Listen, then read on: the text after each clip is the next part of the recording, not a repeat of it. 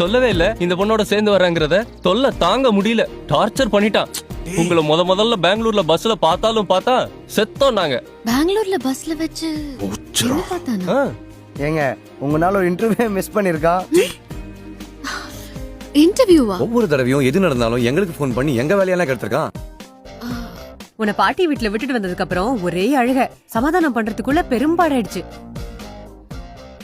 ஒன்னு அவனுக்கு அவ்வளவு பிடிக்கும். பிடிச்ச விஷயத்த சொல்லுடான்னா மறைச்சு வச்சுக்கிட்டு அவளா வந்து சொல்லணும்னு சொல்லிட்டு கதை சொல்லுவா. ஒரு நாளைக்கு 1000 தடவையாவது உன் பேரை சொல்லிருப்பான்.